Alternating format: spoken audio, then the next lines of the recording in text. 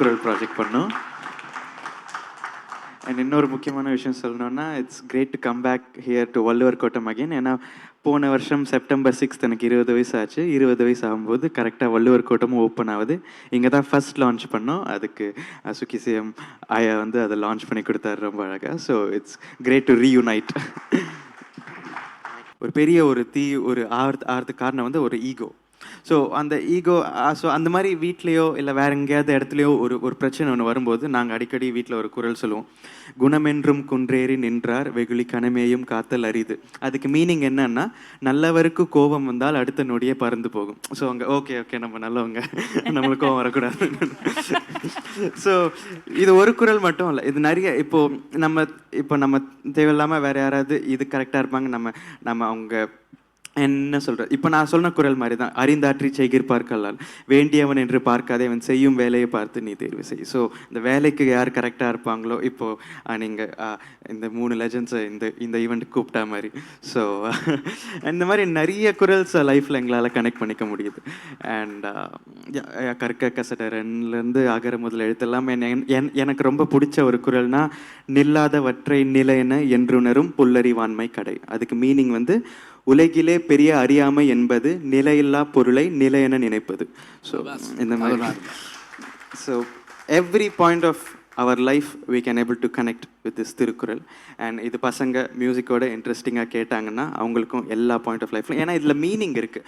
வெறும் குறள் மட்டும் கேட்டால் அவ்வளோவா, வெறும் குறள் மட்டும் இது மனப்பாடம் பண்ணணுமே, இது என்னன்னு தெரிஞ்சுக்கிறதுக்கு ஒரு இது இருக்கும். ஸோ மீனிங்கு எளிமையான தமிழில் எல்லாருக்கும் போய் சேர்ற மாதிரி இருக்கிறதால ரொம்ப ஈஸியாக புரியும். Fantastic. Thank you so much. Thank you. Gnanasambandam sir, என்னோட லாஸ்ட் கொஸ்டின் உங்களுக்கு. இங்கே 2 people இல்லையா, தட்ஸ் அவங்க சொன்னாங்க, அவங்க இருக்கிற வழியாக தான் நம்ம போனோம், சோஷியல் மீடியாவில் தான் இருக்காங்கன்னா அது வழியாக போய் சொல்லி கொடுக்கணும். So what is a larger career then music when it comes to that இல்லையா? அது நீங்கள் பியூட்டிஃபுல்லாக பண்ணியிருக்கீங்க. திருக்குறள் மியூசிக்கு செட் பண்ணி you brought it alive through your craft. அந்த ஐடியா உங்களுக்கு எப்படி வந்தது? How was that born? And நீங்கள் அதை செஞ்சதுலேருந்து வாட் யூ ஃபீல், அதோட இம்பேக்ட் என்னவா இருந்திருக்கு, அதோட ரெஸ்பான்ஸ் என்னவா இருந்திருக்கு, அதை பற்றி கேட்டு தெரிஞ்சுக்கலாம் தான் உங்ககிட்ட. எல்லாருக்கும் வணக்கம். ஃபர்ஸ்ட் ஆஃப் ஆல் இங்கே வந்தது எனக்கு ரொம்ப சந்தோஷம். இவ்வளோ லெஜண்ட்ஸ் வரிசையில் என்னையும் மதித்து ஒருத்தனை கூப்பிட்டதுக்கு I am truly honoured. And thanks to Britannia for taking such a great initiative and to bring Thirukkural into biscuits and அடுத்த ஜென்ரேஷன் கொண்டு போகிறதுக்கு ஒரு கிரேட் சர்வீஸ் அவங்க பண்ணுறாங்க. அண்ட் நாங்கள் எங்களுக்கு தெரிஞ்ச கிராஃப்ட், நாங்கள் பர்சீவ் பண்ணுற கிராஃப்ட் என்னென்னா மியூசிக். ஒரு 10 வருஷம் முன்னாடி இந்த ஐடியா எங்கள் அப்பாவுக்கு வந்துச்சுன்னு சொல்லலாம். அண்ட் நான் எங்கள் அக்கா அமிர்தவர்ஷினி நாங்கள் 2 பேரும் ஸ்கூலுக்கு போகல, we are home schooled. அதனால் எஜுகேஷ்னல் சிஸ்டமில் பசங்கள்லாம் படிக்கிற மாதிரி நம்மளுடைய ஒரு கான்டென்ட் வரணும்னு எங்கள் அப்பா சொன்னார். அப்போது நம்ம புதுசாக ஏதாவது கம்போஸ் பண்ணி அவங்களுக்கு தரலாமா, இல்லை புதுசாக ஏதாவது லிரிக்ஸ் எழுதி அதுக்கு எதாவது மியூசிக் பண்ணலாமான்னு இந்த மாதிரி நாங்கள் நிறைய யோசிச்சுட்டே இருந்தோம். அப்போது ஏற்கனவே எக்ஸிஸ்டிங் லிட்ரரி ஒர்க் எதாவது எடுத்து நீங்கள் அதை ஒரு மியூசிக்கில் பண்ணி எல்லாருக்குமே புரிகிற மாதிரி சீக்கிரமாக ரீச் ஆகிற மாதிரி எதாவது பண்ணுங்கன்னு சொன்னாங்க. So in our humble opinion, உலகத்திலே தலை சிறந்த நூல்னால் நாங்கள் திருக்குறள்னு சொல்லுவோம் நாங்கள். ஏன்னா அதில் எல்லாமே இருக்குது. அது வந்து உலக பொதுமறை, எல்லாருக்குமே சமமானது அது. அண்ட் திருக்குறள் வந்து மேடை பேச்சாளர்கள், அறிஞர்கள், ஸ்காலர்ஸ், இவங்களுக்கு வந்து மோஸ்ட்லி எல்லா திருக்குறளோட அர்த்தம் அது ஒரு வாட்டி கேட்டாலே, அந்த திருக்குறள் 7 வார்த்தை கேட்டாலே அதோடைய கம்ப்ளீட் என்ன சொல்கிறது, அது கம்ப்ளீட் டேட்டா அவங்களால சொல்ல முடியும். இது ஏன் எப்படி எழுதியிருக்காருன்னு அவங்க அழகாக சொல்லுவாங்க. பட் இது எல்லாருக்குமே போய் எல்லா மீனிங்கும் சேர்ந்துருக்கான்னு நம்ம கேட்டால் அது ஒரு கொஷின் மார்க் தான். அண்ட் மியூசிக்கில் இருக்கும்போது நம்ம மீனிங்கோடு சேர்த்து மியூசிக் பண்ணால் எல்லாருக்குமே சீக்கிரமே அது போய் புரியும். அண்ட் அது மனப்பாடம், இது நம்ம மனப்பாடம் பண்ணணுமே என்ற ஒரு பேர்டன் குறையும். அண்ட் ஏன்னா எங்கள் அம்மா அப்பப்போ சொல்லுவாங்க, இந்த ராக்கம்மா கையத்தட்டு பாட்டில் வந்து குனித்த பூர்வமும் கோவை செவ்வாயில். ஸோ அது வந்து அது மனப்பாடம் பண்ணி படித்தா யாருக்குமே வரல. பட் அது அந்த படத்தில் அது பாட்டாக வந்ததுக்கப்புறம் எக்ஸாமில் எழுதும்போது எல்லாருமே அது பாடிட்டு எழுதுனதால எல்லாருக்குமே ஃபுல் மார்க்ஸ். கரெக்ட்.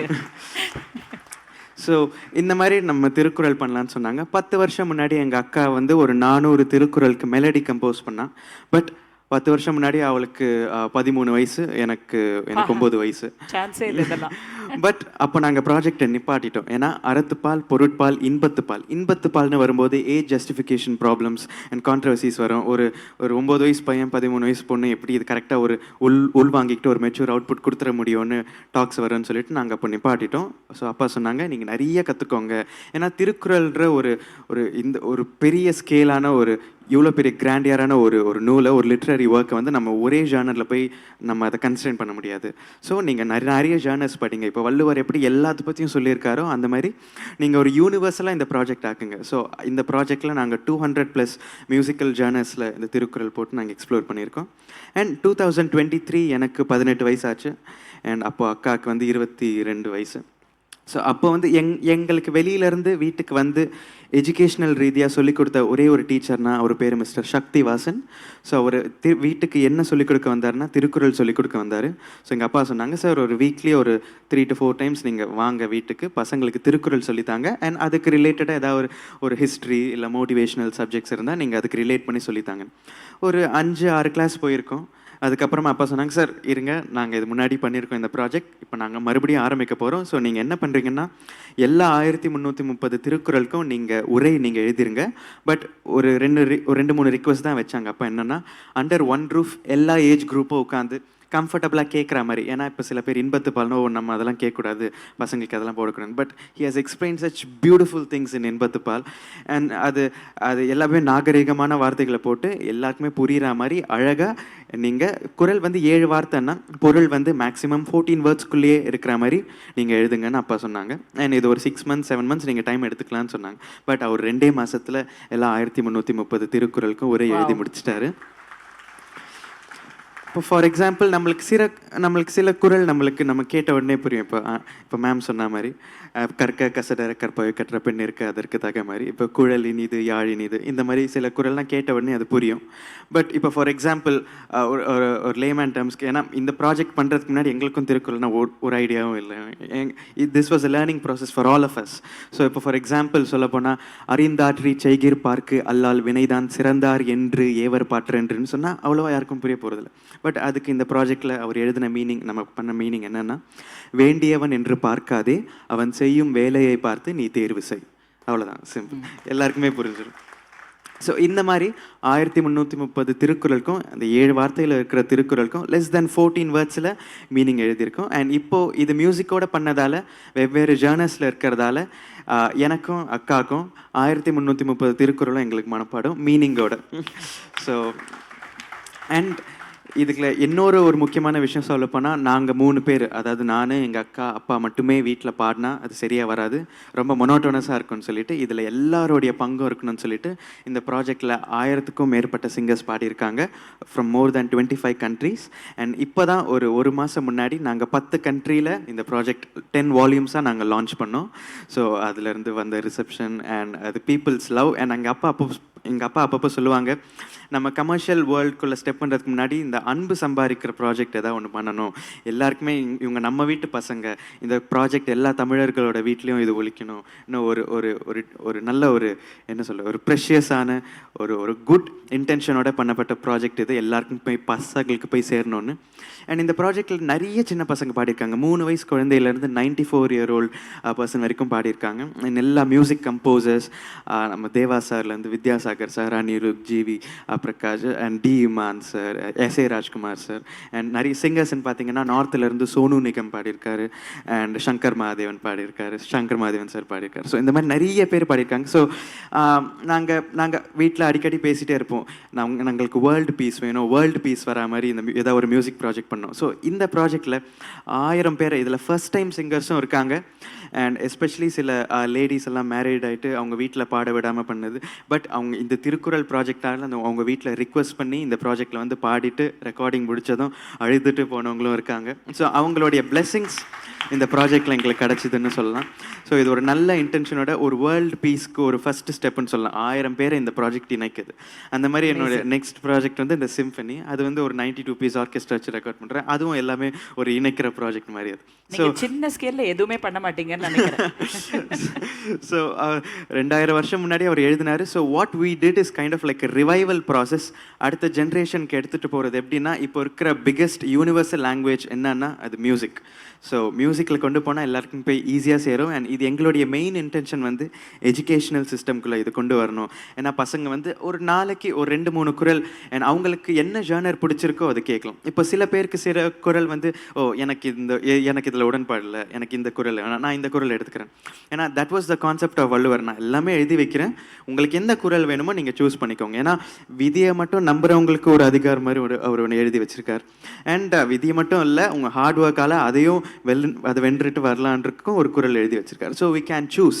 அவர் சூஸ் பண்ண ஆப்ஷன் கொடுத்த மாதிரி நாங்கள் 200+ ஜேர்னல்ஸில் பண்ணியிருக்கோம். ஸோ உங்களுக்கு எந்த ஜேர்னல்ஸ் பிடிச்சிருக்கோ, உங்களுக்கு எது வைப் ஆகுதோ, so you can listen to that குரல்னு ஒரு freedom we have given. So hopefully this project will come into the educational system. Super. எனக்கு இதில் the other thing that stood out to me, இவர் பேசினதில் சார் நீங்கள் சொன்ன மாதிரி அவரோட அப்பாவை பற்றி நிறைய பேசினார். அவர்கிட்டேருந்து வந்த ஐடியா அதெல்லாம் கூட நீங்கள் சொன்ன மாதிரி அவங்க சேர்ந்து உட்காந்து கலந்து பேசி அதை பற்றி யோசிக்கிறச்சு தான் இந்த மாதிரி ஒரு ப்ராடக்ட் உருவாயிருக்கும் இல்லையா? அதுவும் எனக்கு that was one more thing I took away from what he said. Wonderful. Thank you. Lydian ma'am ஒரு விஷயம் சொன்னாங்க. இந்த மாதிரி இப்போ நம்மளுக்கு இன்ஃபர்மேஷன் ஓவர்லோட் இருக்குது, பட் ஆல்மோஸ்ட் ஒரு நாலேஜ் அண்டர்லோட் இருக்குது. எவ்வளோ இன்ஃபர்மேஷன் எடுத்தாலும் we're not able to get the knowledge. So நீங்கள் சொன்னது இந்த ஓவர் 1000 குரல்ஸ் உங்களுக்கு ஆக்சுவலி பை ஹார்ட் பண்ணதெல்லாம் incredible. I don't even know அது. It's incredible. Thank you for doing this. நீங்கள் படித்த குரலில் எல்லாமே what spoke to you personally? உங்களுக்கு உங்கள் ஜென்ரேஷனுக்கு which of the 1000 spoke to you the most? எது ரொம்ப யூஸ்ஃபுல்லாக இருக்கும்னு நினைக்கிறீங்க? எல்லா குரலுமே. ஏன்னா நம்மளுக்கு எல்லா 1330 குரலும் ஒரே நாளில் யூஸ் ஆகும்னா அது டெஃபினட்டாக இல்லை. It's a circumstantial literary work. அது ஒரு சுச்சுவேஷனுக்கு நம்ம கனெக்ட் பண்ணிக்கலாம். இப்போ வீட்டில் ஒரு சின்ன ஆர்கியூமெண்ட்டு எல்லாமே ஒரு குட்டி ஒரு சின்ன சண்டை, ஒரு ஸ்பார்க்ன்றது பெரிய